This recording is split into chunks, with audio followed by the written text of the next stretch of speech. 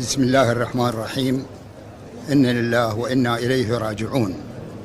تلقينا وبحزن نبأ وفاة المغفور له إن شاء الله الأستاذ القاضي صباح، وبهذه المناسبة الحزينة ومن بغداد مدينة الدورة، ومن مضيف المرحوم الشيخ الخالد سالم الحمادي دعوة من الشيخ أحمد العبد الله سالم أبو حمزة شيخ جبور البخطاب عموم لحضور الشيوخ والوجهاء والشباب لترحما والدعاء للفقيد.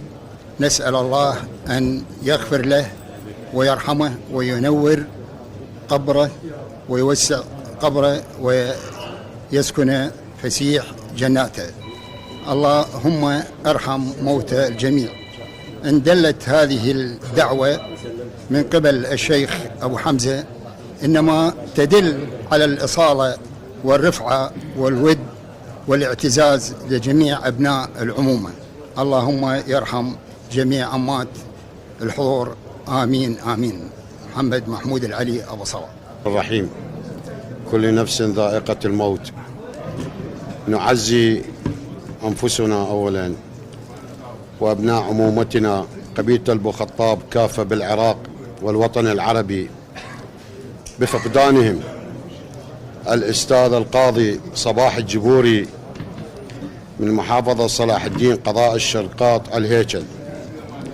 وقامت قبيلة جبور البخطاب بالعراق برئاسة الشيخ أحمد عبد الله سالم الحمادي وبحضور الشيخ مضر رشيد عبد الله سالم الحمادي مجلس عزاء على روح ابننا الفقيد صباح الجبوري الله يرحمه، ومشاركة أبناء عشائر بغداد كافة من كافة العشائر، وبحضور أبناء القبيلة من وجهائها ورؤساء أفخاذها.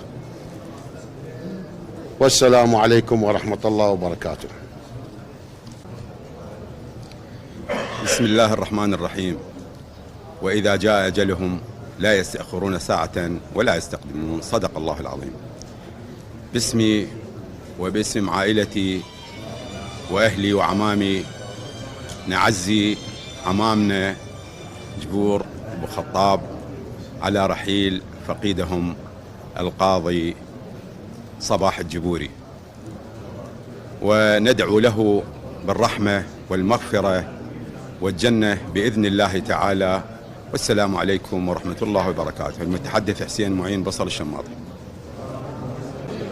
كلمة تعزية. بسم الله الرحمن الرحيم. لكل أجل كتاب. صدق الله العظيم. ببالغ الحزن والأسى تلقينا خبر وفاة المرحوم الأستاذ صباح الحبيب، وبهذا المصاب الجلل نعزي عمامي لجبور البخطاب خاصة بشيخ العام الشيخ أحمد العبد الله السالم الحمادي أبو حمزة والشيخ مضر السالم أبو مجيد. نعزي أسرة الفقيد سائلين الله عز وجل أن يتغمده برحمته الواسعة. لله ما أعطى لله ما أخذ. بسم الله الرحمن الرحيم. إن وعد الله حق.